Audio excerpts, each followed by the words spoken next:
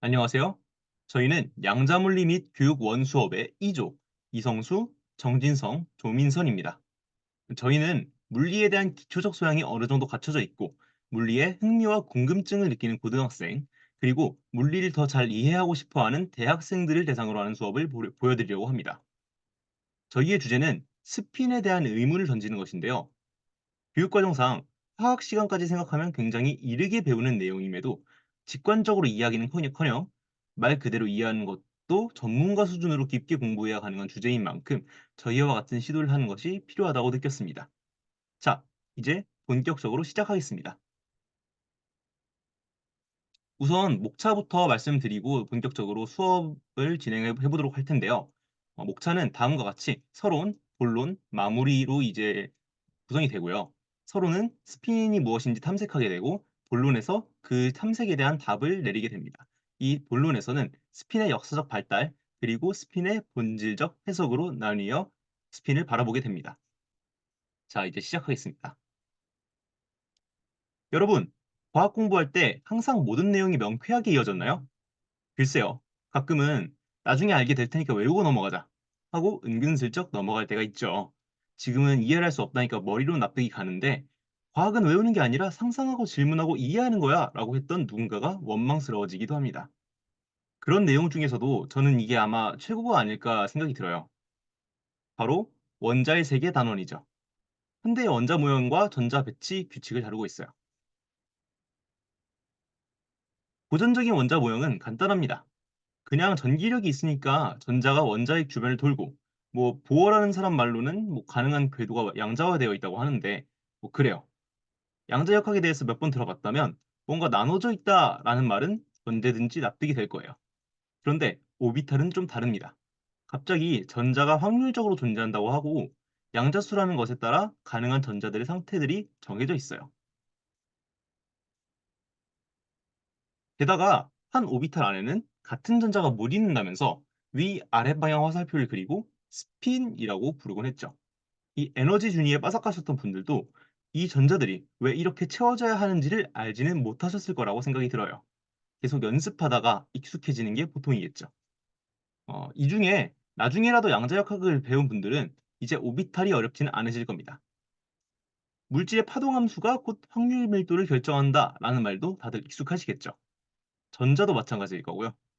조금 더 구체적으로 따져봐도 물리학을 전공하신 분이라면 아시겠지만 양자순이 뭐니 하는 것들은 전부 슈레딩거 방정식을 풀기만 하면 등장합니다. 그런데 스핀이라는 친구, 그러니까 우리가 오비탈을 배울 때 매번 그리던 그 화살표는 그렇지 않아요. 스핀에 대해서 제일 쉽게 설명하는 방법은 고전역학으로 돌아가는 겁니다. 마저 말씀드리겠지만 쉬운 만큼 위험하죠. 원자를 다시 전자가 원자의 주위를 도는, 그러니까 지구가 태양을 돌듯이 움직이는 모습으로 생각해 볼까요? 이때 지구가 가지는 가군 동력, 즉 도는 움직임의 정도는 두 가지가 결정합니다. 하나는 당연히 지구가 태양을 얼마나 빨리 도는지겠죠. 그리고 이건 간단하게 양자역학에서 오비탈과 대응이 될 겁니다. 오비탈이 돌고 있는 걸 표현하는 건 아니지만 실제로 오비탈도 가군 동력을 가져요. 이제 나머지 하나는 지구 자체가 도는 것, 자선입니다. 지구가 스스로 도는 것과 그렇지 않은 것, 그리고 반대로 도는 것 사이에는 당연히 전체 가군 동력 차이가 있겠죠. 설령 태양을 도는 속도는 같더라도 말이에요.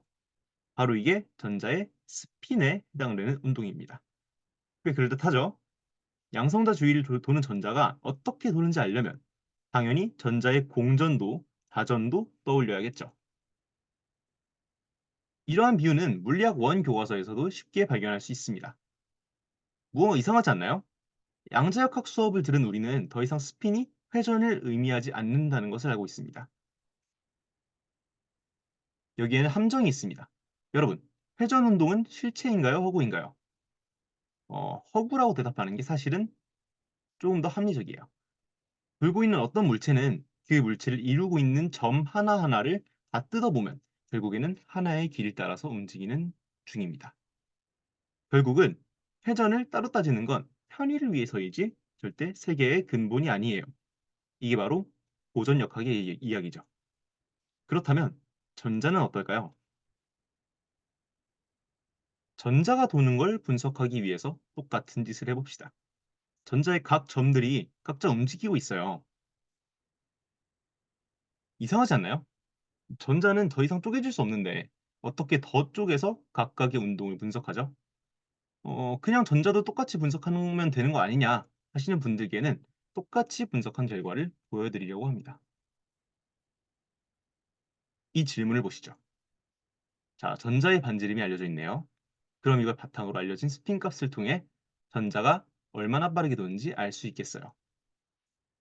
계산 결과를 보여드리면 전자의 가장자리는 이 정도로 빠르게 돌고 있나 보군요. 5.15 곱하기 10의 10제곱 미터 per second의 속력으로 돌고 있나 보네요.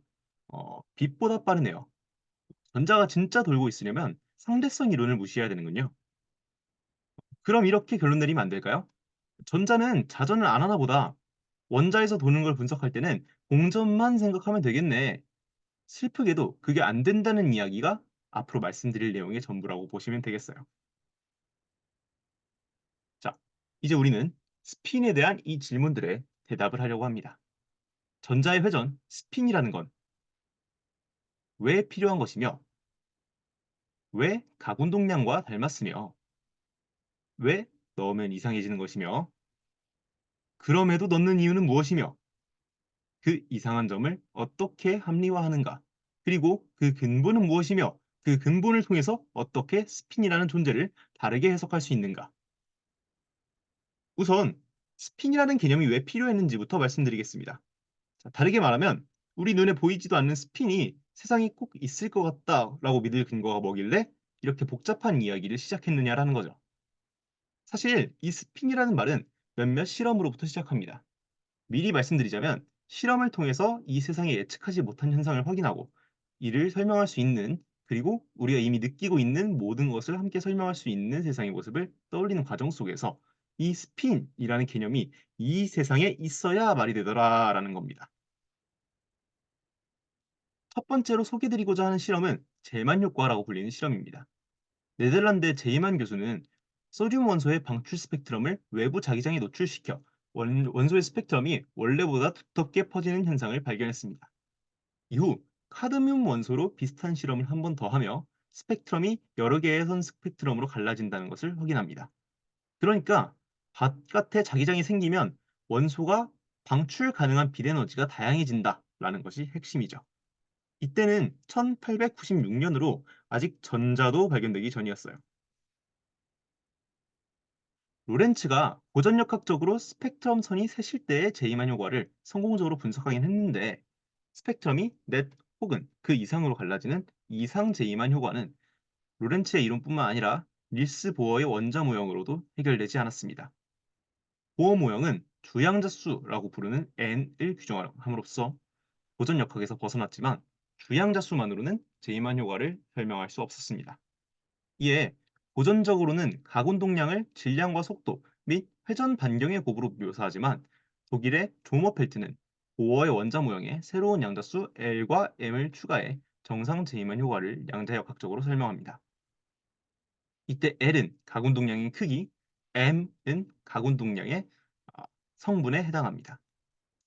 하지만 이상 제이만 효과는 준위가 나뉘는 개수가 이 양자수들과 맞지 않았기에 이를 설명하고자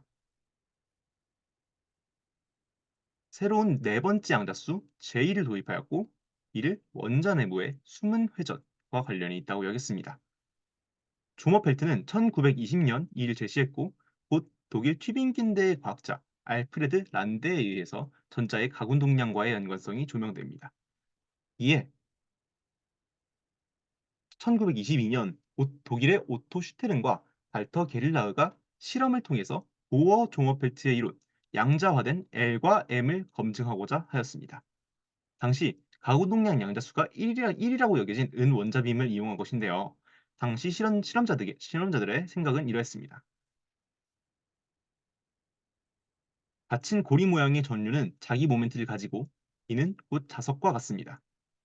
전자의 가운동량을 고전적인 관점으로 공전에 의해 생기는 양이라고 이해한다면 이때에도 움직이는 전자에 의해 전류가 발생하고 그에 의해 자기 모멘트를 가져 일종의 자석과 같이 행동할 것입니다.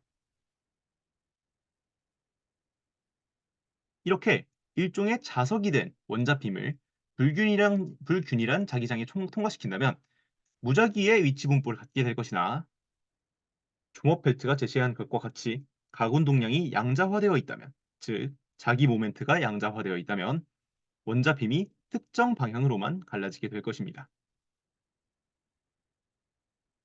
이러한 생각 아래에서 진행된 실험에서 은 원자빔이 두 갈래로 갈라지는 것을 확인할 수 있었고, 이는 앞선 보어 종업 벨트 이론이 사실로서 확인되는 걸로 보였습니다. 슈테른과 게릴러 역시 실험을 통해 이를 검증했다고 생각했습니다. 그러나 훗날 다시 보니 위 실험은 결과는 보어 종업펠트 이론으로 설명할 수는 없었는데요. 만약 은 원자의 가군동량 양자수가 1이라면 불균일한 자기장을 지난 후 0, 플러스 1, 마이너스 1의 세 갈래로 나뉘어야 했고, 더욱 결정적인 것은 실제 은 원자의 가군동량 양자수는 1이 아닌 0이기에 원자빔이 갈라지지 않아야만 했습니다. 즉, 두 갈래로 나뉘는 빔을 해석하기 위해서는 값이 2분의 1, 즉 반정수가 되는 새로운 양자수가 필요함을 시사하고 있죠. 자, 여기 중요합니다. 지금까지의 흐름을 정리해보면 이렇습니다. 첫 번째, 아무리 생각해도 전자는 자체적으로 가군 동량을 가져야 합니다. 쉽게 말하면 전자는 돌아야 합니다. 그것도 더도 말고 덜도 말고 딱 두 가지 방법. 양자수로 표현하자면 2분의 1과 마이너스 2분의 1로요. 왜 그렇죠? 전자가 그 자체로 자석이면 참 좋으니까요. 왜 자석이어야 할까요? 실험 결과가 그렇게 말하고 있었죠. 추가로 그 두 가지 도는 정도의 차이는 실험으로도 얻을 수 있었고, 이에 대응되는 양자수는 반정수였어요. 두 번째, 아무리 생각해도 전자는 못 돕니다. 왜일까요? 입자가 빙빙 돈다는 걸 확인한다는 건 곧 입자 위에 각 점의 움직임을 포착한다는 것이고, 그런 입자를 더 쪼개질 수 없다라고 주장하는 건 이상하죠. 나아가서 돈다고 생각하고 속력을 계산해도, 에너지를 생각해도 한참 잘못된 결과를 냅니다. 역시나라는 거죠. 결론은 간단합니다. 전자는 돌지 않지만 도는 것과 같습니다. 해결법 또한 간단해요. 나 돌아요 라고 하는 이름표를 전자에 붙여줍니다. 이제 우리는 팔다리가 없는 사람에게 달린 팔다리와 같은 역할을 하는, 그런데 팔다리보다 더욱 본질적인 존재인 이 이름표를 스핀이라고 부를 겁니다. 이제 이 이름표를 바탕으로 시야를 조금 넓혀보겠습니다. 방금 소개드린 것과 같이 여러 실험이 있었던 시대를 지나서 이제는 기본 입자라는 것이 정립되었습니다. 우리가 이미 알고 있던 전자를 포함해서 양성자와 중성자를 이루는 쿼크, 그리고 광자를 포함해서 힘을 전달한다고 하는 입자인 보손까지. 놀랍게도 이 모든 기본 입자들은 자기 고유의 이름표, 즉 스핀 양자수를 가집니다. 이 보편적인 스핀의 존재를 간단히 보여드릴게요. 김연아 선수로 보이지 않죠? 차준환 선수가 돌고 있습니다. 빠르게 돌고 있네요. 빠르게 돌다가 갑자기 똑같은 속도로 반대로 도네요. 느낌적으로 이게 가능하다는 생각이 드세요? 불가능합니다. 느낌상으로도 그렇지만 우리는 이걸 물리에서 가군동량 보존이라고 부르죠. 이게 가능하려면 두 상황 사이에 무슨 일이 있어야 합니다. 예를 들어 옆에 있던 아사다마 선수를 밀쳐서 반대쪽으로 돌림을 얻었다던가 하는 거죠. 이렇게 밀쳐진 마오 선수는 당연히 원래 김연아 선수가 돌던 방향으로 돌 겁니다. 이렇게 전체 가군 동량은 보존되는 거죠. 이와 비슷한 물리적 상황이 있죠. 바로 전자가 2분의 1 스핀에서 마이너스 2분의 1 스핀으로 전이될 때 에너지가 낮아지면서 광자를 방출하는 상황입니다. 자, 여기서 전자는 한쪽으로 빙빙 도는 효과를 가지다가 갑자기 반대로 빙빙 도는 효과를 가집니다. 그럼 이때 튀어나오는 광자는 어때야 할까요? 당연히 빙빙 돌아야겠죠. 물론 빙빙 도는 효과를 가지고 있어도 됩니다. 간단하게 광자 또한 스핀이 있으면 되겠네요. 스핀이 보편적으로 나타난다라는 말이 조금 납득이 가실까요? 이렇게 입자가 고유하게 가지고 있는 스핀이 가운동량과 동치라는 사실 덕분에 고전적으로 전혀 설명이 안 되는 성질인데도 고전역학적인 상상을 적용하는 게 좋은 통찰을 주기도 합니다. 그게 맞는 설명인지와는 별개로 말이죠. 방금 살펴본 원자 속의 전자를 다시 살펴볼까요? 빙빙 도는 원판 위에서 김연아 선수도 스스로 돌고 있습니다. 원판에서 튕겨나가지도 원판 안쪽으로 빨려 들어가지도 않으려면 적당한 힘으로 잘 돌아줘야겠죠. 전체 가군 동량을 H바라고 하고 원판에 이게 공전하는 김연아 선수의 가공 동량을 그의 절반, 스스로 회전하는 가공 동량을 나머지 절반이라고 하겠습니다. 여기 이 원판 위에 갑자기 아사다 마오 선수를 투입할 겁니다. 이렇게 되면 갑자기 마오 선수를 돌리는 가공 동량도 추가되니까 가공 동량을 보존하기 위해서 우리 김연아 선수가 느려지거나 원판 안쪽으로 빨려 들어가겠군요. 이를 해결하려면 어떻게 하면 될까요? 마오 선수가 투입되자마자 스스로 반대쪽으로 돌아서 자신에 의한 피해를 상쇄시키면 되겠네요. 결과적으로 두 선수는 반대 방향으로 돌게 됩니다. 이거 무언가와 비슷하지 않나요? 바로 한 박스에 서로 같은 스핀이 들어갈 수 없다는 파울리 베타 원리가 떠오릅니다. 반정수라는 값 또한 방금 전체 가운 동량의 절반을 준 걸로부터 이해할 수 있겠네요. 여기서 더 나아가서 사실 이 스피는 가군 동량의 개념을 넘어서 새로운 물리량, 그리고 세상을 설명할 수 있는 새로운 물질의 특성이라고도 할 수 있어요. 스핀의 값은 얼마나 돌아서 자기 자신으로 돌아오는가로 해석할 수도 있습니다. 사실 스핀은 그리고 지금까지 우리가 해왔던 얘기들은 전부 수학적인 식으로 논의가 가능한데요. 말로 설명드렸던 스핀의 필요성은 수학의 언어로도 표현이 가능합니다.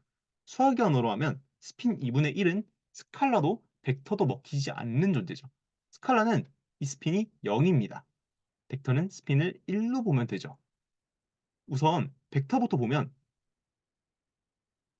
여러분이 어떤 벡터를 상상하든 그 벡터는 한 바퀴 회전시키는 것 말고는 원래대로 돌아오지 않습니다.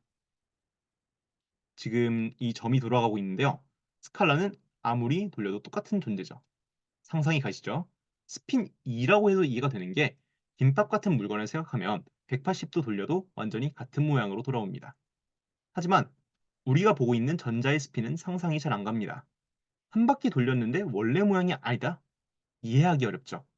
하지만 이렇게 실제 세계에도 두 바퀴를 돌려야 비로소 원래 자리로 돌아오는 주로 끈이 붙어 있는 것들이 있습니다. 그런데 이렇게 두 바퀴를 돌려야 돌아오는 존재가 있다면 세상이 조금 이상해집니다. 어떤 전자가 여기 있어요. 이 전자 주위를 한 바퀴 돌아서 다시 바라봅시다. 스핀 방향이 바뀌었네요. 또 다른 전자가 똑같은 위치에 있습니다. 하지만 이 친구는 오른쪽에 있는 친구는 한 바퀴 돌고 바라보지 않을게요. 원래 스핀 방향 그대로 계속 관찰되겠죠. 이 두 전자가 사실은 같은 시각, 같은 곳에서 관찰된 다른 전자라고 생각해 봅시다. 그러면 두 관찰자에게 받은 정보를 종합해 보면 한 점에서의 가군 동량이 상쇄되어 0이 되네요. 똑같은 존재가 같은 곳에 있다고 에너지가 사라진다? 바꿔 말하면 이 입자는 두 개가 완전히 같은 곳에 위치할 수 없겠군요. 신기하게도 이 해석은 파울리 베타 원리, 그러니까 두 전자가 완전히 같은 양자 상태에 있을 수 없다라는 말과도 통하네요. 반대로 스핀이 1이면 이런 논리가 안 통합니다. 돌려도 돌려도 공간이랑 함께 도니까요. 다시 기본 입자표를 보시면 스핀이 2분의 1인 것들은 전부 물질을 이루고요. 스핀이 1인 것들, 오른쪽에 있는 것들은 전부 힘을 매게 합니다. 그리고 스핀이 2분의 1인 것들은 전부 공간적인 크기가 있고요.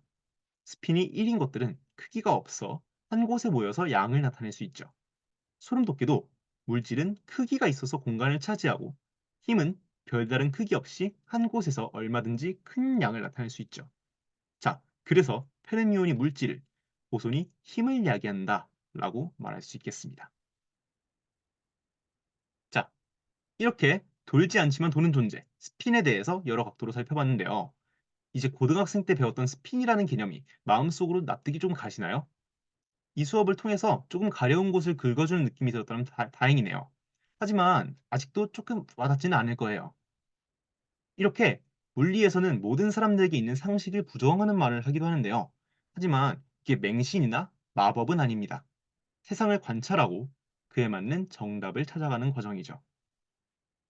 여러분들이 많이 들어가 봤을 입자성이니 파동성이니 하는 것부터 스핀의 존재까지 모두 실험으로부터 나왔고, 실험은 마법이 아니라 이 세상의 모습 그 자체입니다. 이번 시간을 통해서 양자역학의 세계가 과학자들이나 다루는 판타지 소설이 아니라 우리가 사는 세상의 모습 그 자체일지도 모른다는 걸, 나아가 진실이라는 말이 어떤 의미를 가지는지까지 생각해 볼 기회가 되었으면 좋겠습니다. 감사합니다.